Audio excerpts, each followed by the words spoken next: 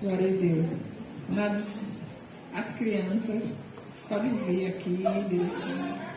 A tia Edilaine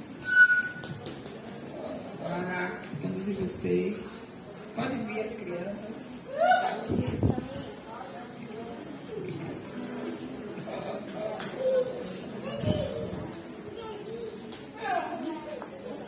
Geramos a bênção do Senhor, milagres, sobre os filhos. A provisão seja dos teus anjos. Capacitando as tuas filhas para ser instrumento nas mãos do Senhor. Nós abençoamos, tá bem, querido? Então, amado, nós damos as boas-vindas aos nossos irmãos, né? As nossas famílias que estão aqui. Nós louvamos a Deus pelas suas vidas. E vamos estar com a nossa pastora Cláudia, ministrando com ela em oração. Não vamos deixar nossas mentes dispersas, mas queremos receber a palavra com gratidão. Que o Espírito Santo nos edifique, nos toque e manifeste o seu braço de poder e salvação neste lugar. Amém? Vamos orar pela pastora Cláudia. Pai, nós colocamos a vida da tua filha diante do Senhor, que ela seja canal transparente do teu fluir, Senhor.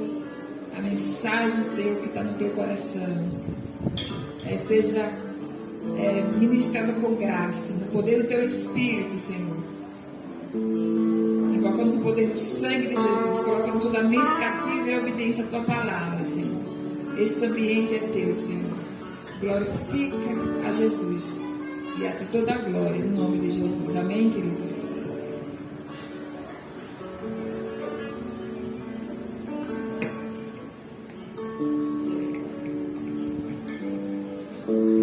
Amém, queridos, graça e paz.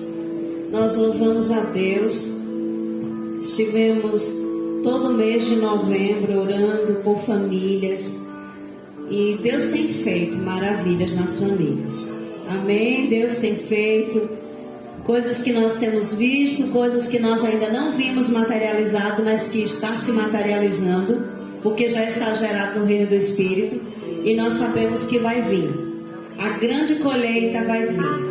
Amém? Nós estamos num tempo de colheita. Eu estava lendo aquele texto de Jesus em João 4, quando ele diz: os campos já estão brancos para a ceifa, e nós precisamos lançar a foice. E nós precisamos fazer essa colheita para Jesus. E nós tivemos hoje pela manhã um tempo maravilhoso ali na cidade de Propriá. Uma grande colheita de vidas para o Senhor. Gente se convertendo, chorando, que estava há 7 anos já, conheceu uma vez o Evangelho, mas que estavam 7 anos no mundo, na profunda lama do pecado.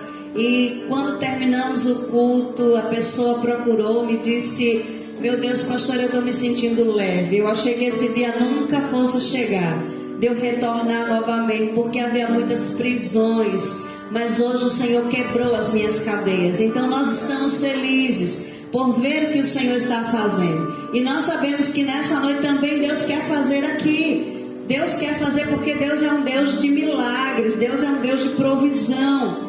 E eu quero compartilhar com vocês um texto da palavra no Evangelho de Mateus, no capítulo 11. Talvez um dos textos mais conhecidos, que nós pregamos constantemente sobre ele, falamos dele para as pessoas.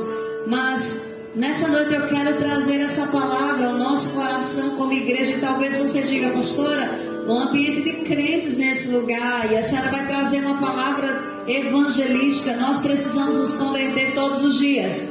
Nós precisamos nos converter à missão, nós precisamos nos converter à visão, nós precisamos nos converter a Jesus todos os dias. E a palavra, ela é rema, é uma palavra de edificação ao nosso coração.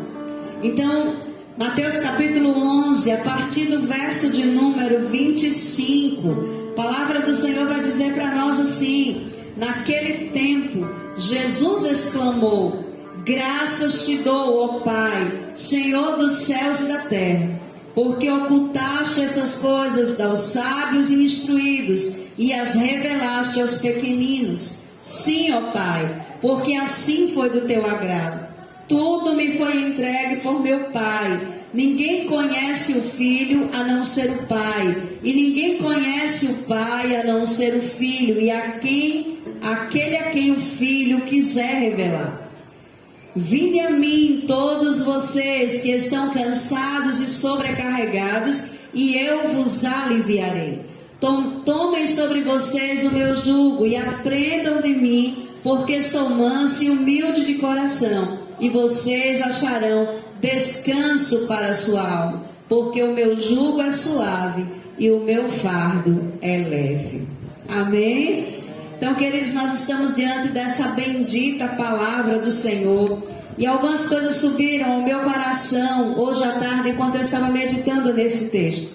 Jesus, ele estava se alegrando diante do Pai pela sabedoria indescritível do Pai, pela sabedoria tão maravilhosa de Deus de ocultar a graça aos sábios e instruídos, de ocultar a graça àqueles que achavam que eram os donos do conhecimento. E Jesus começa dizendo: Pai, eu te dou graça, eu te agradeço, porque não foram aos instruídos, não foram aos sábios que o Senhor revelou esta graça salvadora, mas foram aos pequeninos. E como o próprio Jesus disse, aquele que não se fizer como uma criança jamais conseguirá entrar no reino dos céus, porque o reino do céu é um reino que se despir de quem nós somos, do que nós temos, do conhecimento humano, para recebermos aquilo que provém do céu, para recebermos aquilo que provém de Deus. E quando nós olhamos o apóstolo Paulo escrevendo a sua carta, sua primeira carta de Coríntios, ele vai dizer no capítulo 2 que a sabedoria de Deus é loucura para aqueles que se perdem.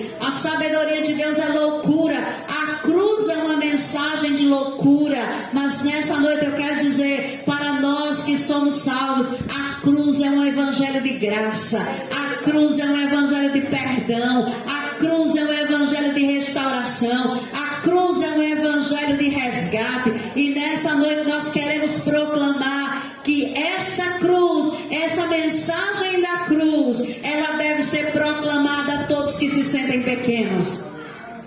Jesus não veio para os sãos, ele não veio para as pessoas que não tinham problemas, mas ele veio para os perdidos pecadores, porque os sãos não precisam de remédio, mas aqueles que estão doentes precisam da cura, que é Jesus. E nessa noite nós queremos proclamar essa palavra, amados, ao seu coração. A Bíblia diz que Jesus é o Verbo encarnado que revelou ao Pai. Diga: Jesus é o Verbo encarnado que se tornou homem e que veio para revelar o Pai. Ele disse que ninguém conhece o Pai, ninguém viu o Pai, mas Paulo disse que ele é a expressão exata do ser do Pai. A revelação do Pai está em Jesus. Jesus veio para revelar o amor do Pai aos homens. Tito capítulo 2 verso 11 diz que a graça de Deus foi manifesta, trazendo salvação a todos os homens. Jesus é a graça de Deus manifestando salvação, manifestando cura, manifestando perdão, manifestando o toque do céu no coração dos homens. Jesus é o apontamento. Paulo diz aos Colossenses capítulo 1 que ele é a expressão exata, ele é a manifestação do Deus invisível. Jesus, ele é o cabeça da igreja, ele é o Senhor da nossa vida. E nessa noite nós queremos, amados, meditar com vocês sobre aquilo que Jesus diz nesse texto. Diga: Jesus é o Redentor que oferece descanso à alma dos homens.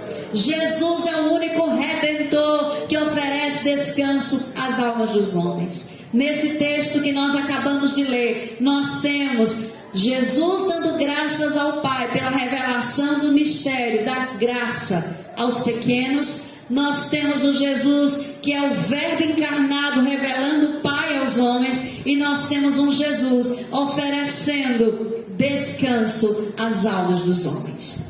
Queridos, nós vivemos numa sociedade onde os homens não têm paz, os homens não têm descanso. Há constantemente uma inquietação na alma das pessoas. Nós vivemos um século onde as pessoas vivem tomadas por uma ansiedade exacerbada. Já são inúmeras os casos de transtorno obsessivo, de ansiedade. As pessoas não conseguem controlar suas emoções porque o fardo que elas estão levando estão pesado demais. As pessoas tiram férias e elas voltam cansadas. Elas dormem e acordam pela manhã cansadas. Elas dizem: eu vou para o spa para tirar um tempo de descanso. Mas quando elas voltam, elas estão cansadas. Há um cansaço inexplicável no coração do homem. E esse cansaço, essa sobrecarga é causada pelos anseios da vida, pela ansiedade daquilo que vai ter, daquilo que vai comer, daquilo que vai vestir, daquilo que vai comprar. Nós estamos vivendo um século onde as pessoas estão voltadas para o secularismo, para o materialismo, para tantas coisas, para o humanismo.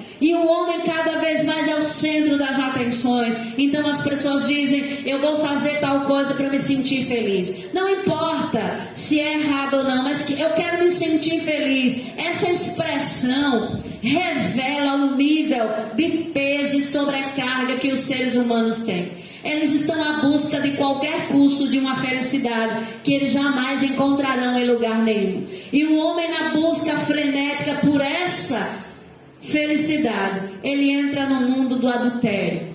E essa cama do adultério não gera prazer, mas gera um inferno. Inconsequentemente, o homem terá uma consequência de inferno, porque na cama do prazer que ele deita com a mulher que não é a sua esposa, ele terá uma consequência de uma eternidade sem Jesus.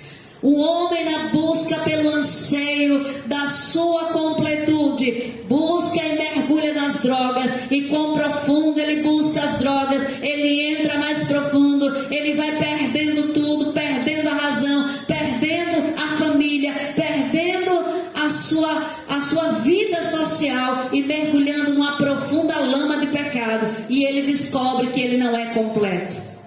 Os homens buscam títulos e eles fazem graduações, mestrados, doutorados, e quando nós ouvimos nos discursos dessas pessoas, essas pessoas estão vazias e elas estão buscando uma felicidade que elas não encontraram.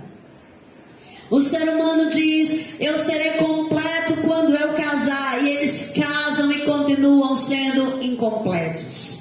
As pessoas buscam a felicidade no trabalho e eles encontram trabalho e eles continuam incompletos. Porque, queridos, nós queremos fazer um apontamento nessa noite. Somente Jesus consegue dar descanso à alma dos homens.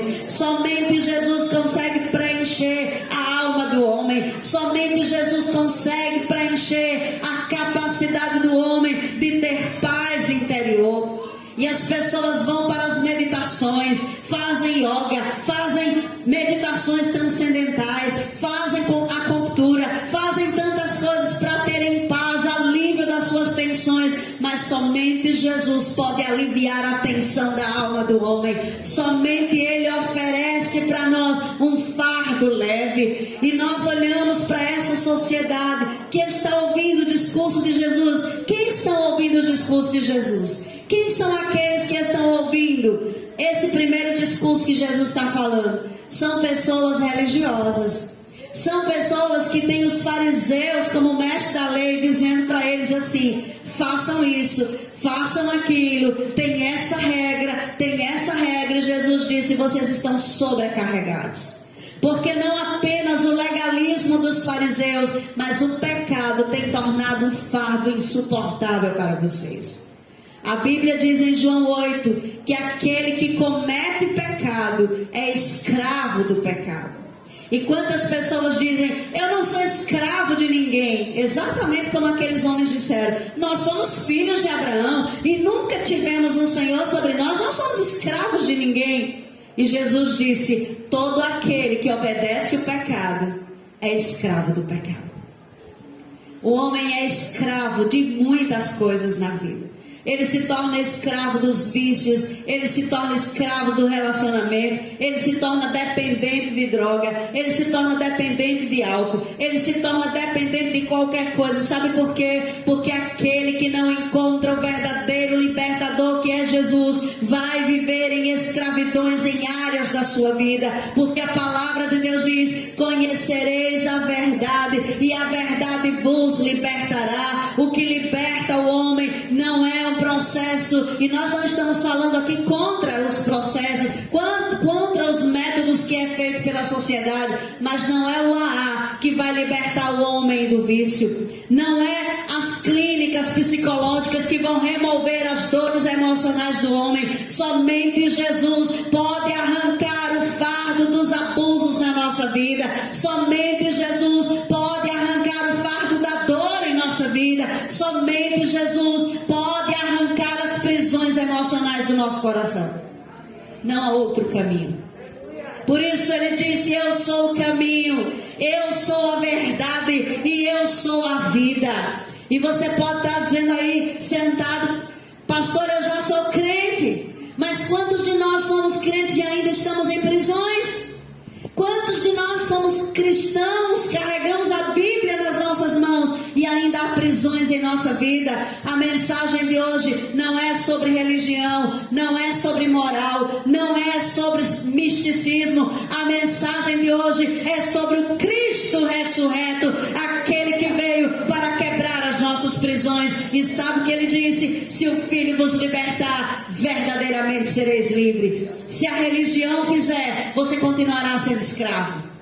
Se os dogmas religiosos fizerem, você continuará sendo um educado, domesticado pela religião. Mas se Jesus vier e tiver um encontro conosco, nós seremos libertos.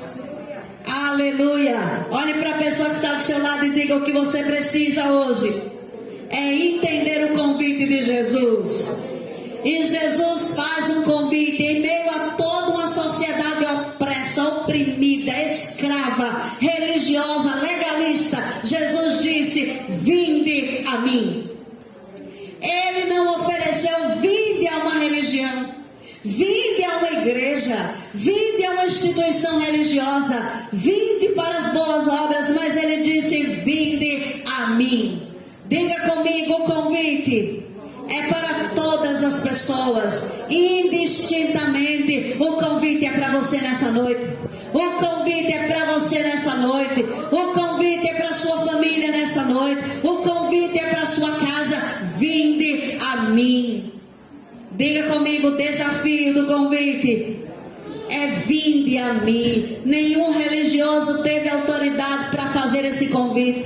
Nenhum fariseu podia dizer: vinde a mim. Mas Jesus tinha autoridade no céu e na terra para dizer: vinde a mim. Aleluia. Queridos, e quando Jesus convida para vir a Ele, Ele convida para viver um encontro com Ele. O que é que faz um cristão ser um cristão de verdade? É o fato do cristão ter encontrado com o Cristo do Evangelho. O que nos faz ser cristãos de verdade é o fato da experiência com o Cristo do Evangelho. Por que é que hoje nós temos conversões tão superficial? É porque as pessoas encontram a igreja, elas vêm à igreja, elas vêm a uma religião, mas nós precisamos vir ao Cristo ressurreto, ter uma experiência com esse Cristo e nunca mais seremos as mesmas pessoas. Quando nós passamos por uma experiência profunda com Cristo, as nossas vidas são marcadas profundamente por Ele. Pergunta aos irmãos, quando você está lendo os evangelhos, o que é que você vê nas pessoas que foram e que receberam esse convite, que foram a Jesus? Cegos foram curados, porque foram a Jesus.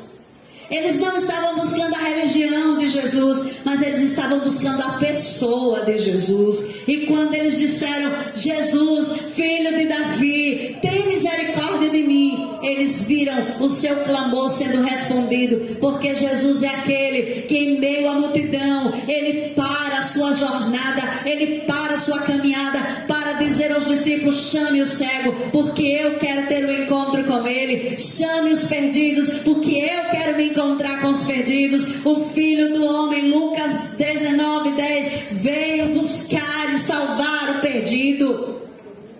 Diga: eu sou um perdido encontrado por Jesus. Aleluia.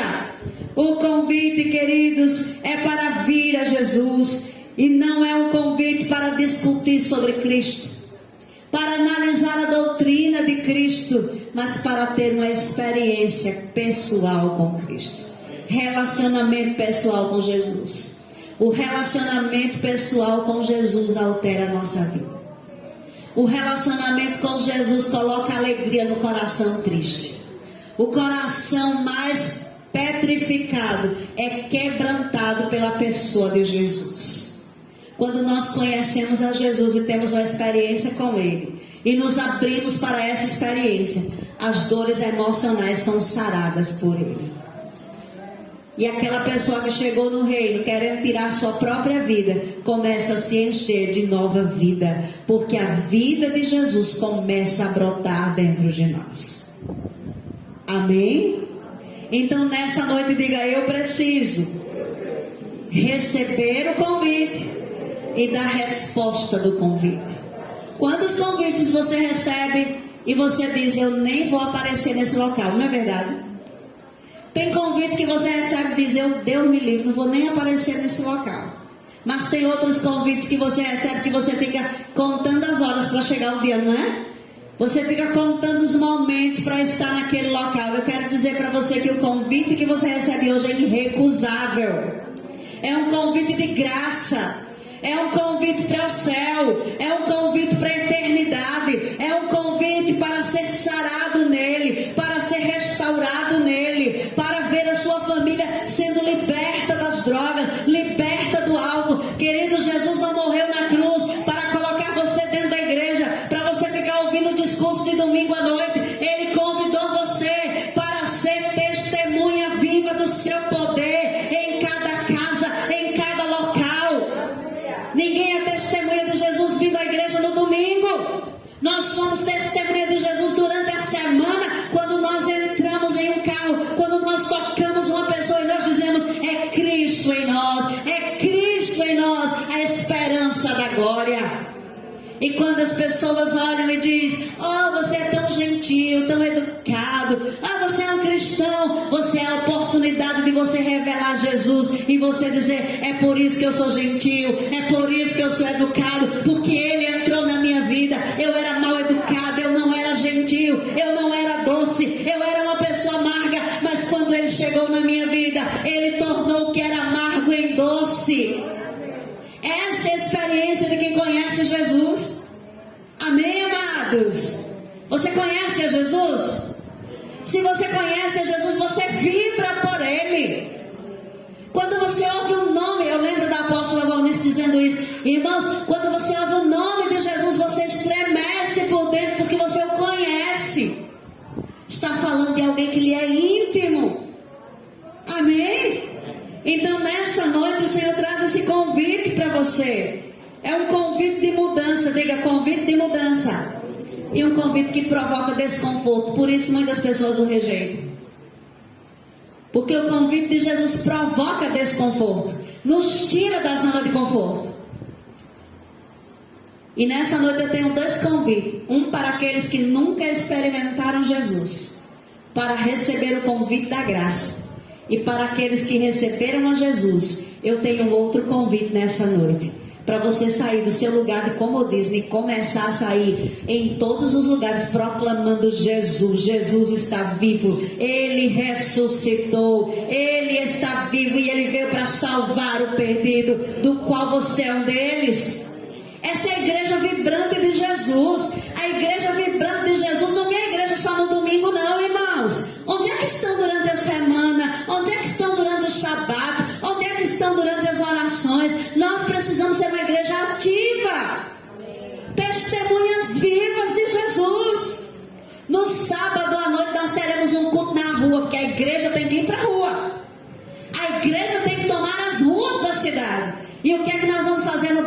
industrial conquistar o bairro. Mas nós não podemos ir só eu e a pastora Ivonete, Robson e Michele. Tem que ser toda a igreja. Enquanto um está pregando, o outro está orando. Enquanto um está orando, está abordando, vai passando na rua com um testemunho, com uma palavra. Olha, Jesus quer salvar a sua vida. Isso é igreja. Amém? Então, nas duas geografias, tanto em Propriá quanto em Aracaju, sábado vai estar acontecendo culto na rua. Nós teremos gente que ficará lá para ministrar o culto. Eu estarei aqui ministrando o culto aqui. Porque a igreja de Jesus é dinâmica. E agora que eu estou tomando um remédio que está me deixando mais elétrica, ninguém me segura, né? Aí disse Paulo, vai ganhar o mundo, né? Vamos ganhar o mundo. Então nós precisamos ser essa igreja, queridos, que ama as vidas, que ama os perdidos, porque fomos encontrados. Um dia éramos perdidos, mas fomos encontrados por Jesus.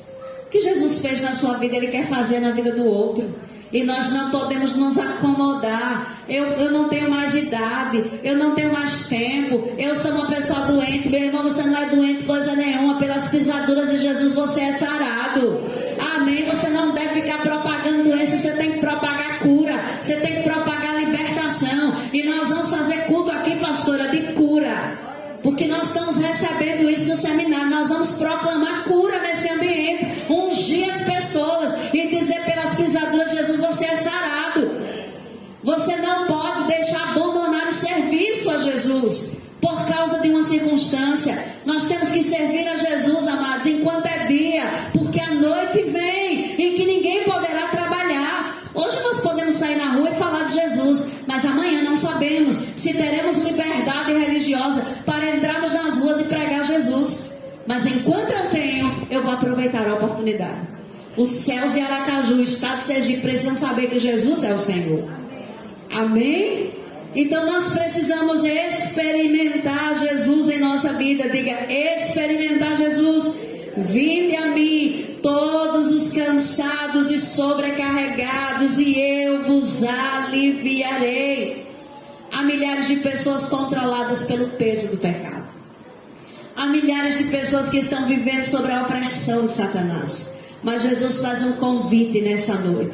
E o convite de Jesus é: vinde a mim todos que estão cansados e sobrecarregados, porque eu tenho uma promessa de alívio para vocês. Eu tenho uma promessa de cura para vocês. Eu tenho uma promessa de libertação para vocês. Amém? A escravidão do pecado não pode dominar aqueles que conhecem a Jesus.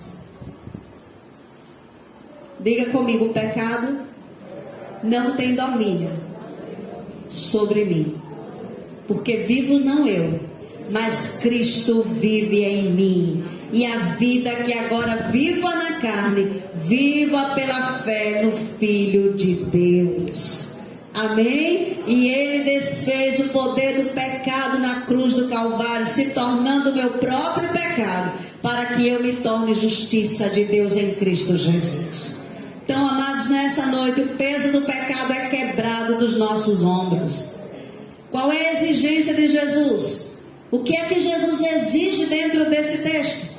Ele faz uma exigência: aceite o relacionamento com Ele. Quando uma mulher está diante do altar para casar, o que ela tem que dizer? Eu aceito. O que é que o homem tem que dizer? Eu aceito. Jesus fez o convite, mas quem aceita o convite? Sou eu.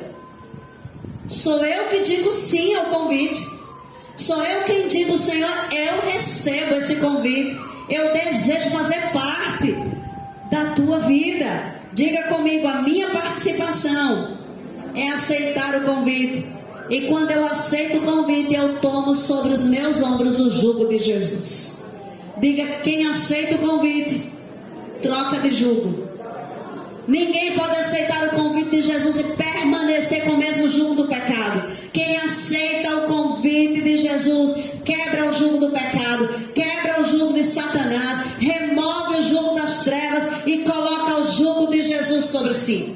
Mas eu tenho boas notícias para você. Aqueles que recebem o jugo de Jesus, eles se tornam escravos de Cristo. Mas quanto mais escravo de Cristo, mais libertos somos. A escravidão com Cristo não é escravidão de morte, mas é uma escravidão de vida. E nós precisamos saber que, como servos, Paulo diz: eu sou escravo de Cristo. E Paulo tinha deleite em ser escravo de Cristo, porque a escravidão de Cristo nos liberta. Quantos escravos de Cristo eu tenho aqui nessa noite? Essa é a maior posição que nós encontramos, porque nós somos libertos pelo poder da pessoa bendita de Jesus Cristo. Queridos, tomaram o jugo de Jesus, e eu fiquei pensando sobre isso, o jugo de Jesus. E eu fiquei pensando sobre a carroça de bois, 2 animais colocados sobre o jugo, andando no mesmo local, no mesmo passo, dependendo um do outro. Diga comigo: Jesus quer que eu ande em parceria com Ele.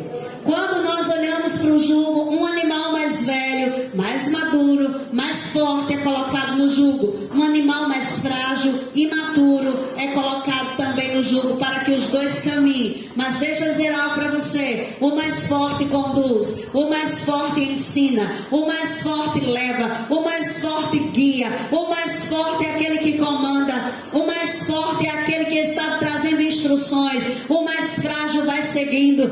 Você é o mais frágil, Jesus é o mais forte, e Ele disse: se coloque no jugo comigo, porque eu sou aquele que conduzo, eu sou aquele que guio, eu sou aquele que te ensino, eu sou aquele que levo você ao propósito do meu coração. Queridos, nós podemos ser frágeis, nós podemos ser pequenos, nós podemos não ter habilidade alguma, sermos imaturos, mas estamos sobre o jugo de Jesus, e no jugo de Jesus nós aprendemos com Ele, extraímos força dele para cumprir o propósito do coração de Deus para a nossa vida. Quantas pessoas estão caminhando sozinhas sem Jesus? Quantas pessoas estão caminhando no seu próprio jugo? Quem caminha no seu próprio jugo não chega ao propósito pelo qual Deus estabeleceu, que é de salvação, que é de redenção, que é de vida eterna. Nessa noite eu quero convidar você a se colocar no jugo de Jesus. Essa é uma decisão sua. Jesus não coloca o jugo sobre nós, mas Ele diz que nós devemos tomar esse jugo, se colocar debaixo desse jugo. Porque quando nós nos colocamos debaixo desse jugo, amados, nós entramos num novo processo de discipulado, processo de aprendizado. Veja que Jesus diz: vinde, tome sobre vós o meu jugo, mas depois Ele diz: aprenda de mim. É quando nós estamos debaixo do jugo de Jesus que nós servimos de modo correto. E é quando nós estamos debaixo do jugo de Jesus que nós nos tornamos discípulos. Quantas pessoas independentes de Jesus, e nós olhamos para João 15, o que é que João 15 diz? Sem mim nada podeis fazer. Aqueles que não estão debaixo do jugo de Jesus estão sozinhos, e quem está sozinho não realiza, não efetua o propósito.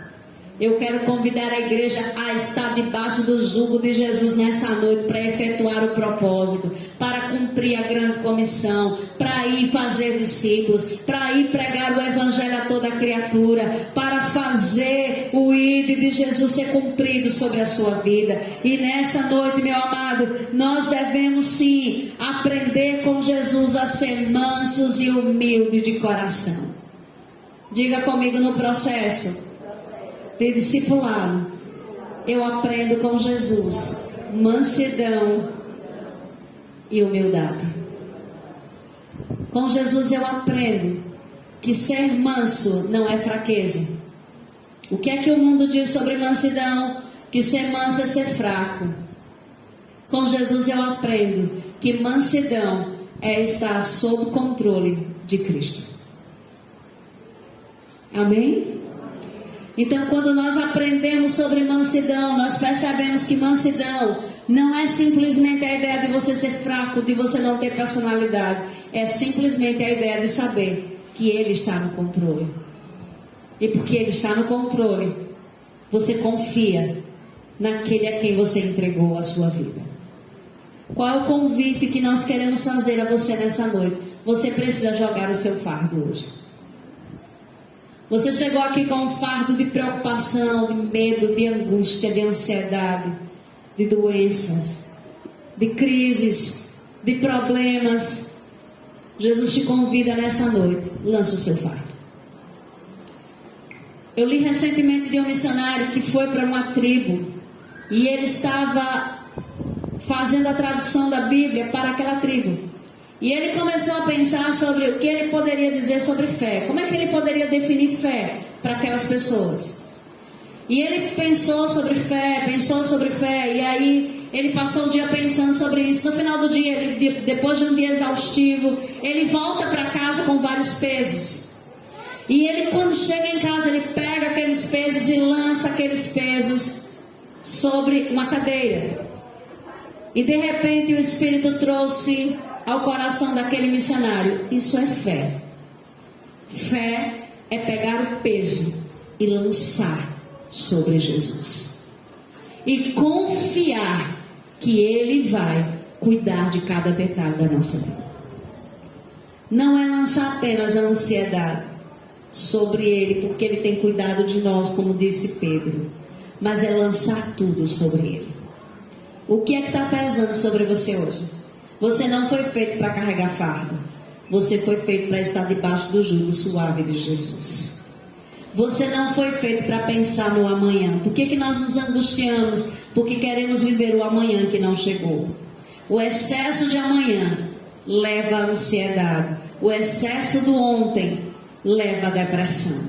Nós precisamos não viver no ontem e também não viver o amanhã. Precisamos viver o hoje com intensidade em Deus. Por isso Jesus disse: não vivam ansiosos pelo que vocês vão comer, pelo que vocês vão vestir, pelo que vocês vão beber, porque dessas coisas o vosso Pai sabe que precisam e sabe que vai providenciar para vocês. Nós precisamos buscar em primeiro lugar o reino de Deus e a sua justiça, e todas essas coisas nos serão acrescentadas. Sabe o que Deus está dizendo para você hoje? Que você deve colocar o reino dele em primeiro lugar na sua vida. Que você deve colocar a obra dele em primeiro lugar na sua vida. Pastor, eu estou doente. Faça a obra de Deus doente. Você vai receber cura enquanto você trabalha. Pastor, eu estou cansado. Você receberá renovo enquanto você faz a obra. A Bíblia diz que Ele nos dará, Ele dá força ao cansado. Ele multiplica o vigor àquele que não tem nenhum vigor. Ele restaura a nossa força. E a palavra de Deus diz que Ele nos dá asas como águias. E nós voamos e alçamos voos à sua presença. Não há desculpa. Pastor, eu estou velho. Eu quero dizer que na velhice ainda darão frutos. E os vossos frutos serão viçosos. Pastor, eu sou jovem demais. Jovens, vocês são fortes. A palavra de Deus está em vós e já venceste o maligno. Pastora, mas é uma guerra espiritual. As portas do inferno não prevalecerão contra a sua igreja. Pastora, mas é um preço a pagar. Jesus já pagou o preço. Você não tem que pagar preço nenhum. O preço já foi pago. Tudo que você precisa viver é a realidade da vida cristã, que Jesus já conquistou. Agora diga comigo: o diabo veio matar, roubar e destruir, mas Jesus veio para dar vida e vida com abundância. O salário do pecado é a morte, mas o dom gratuito de Deus é a vida eterna em Cristo Jesus.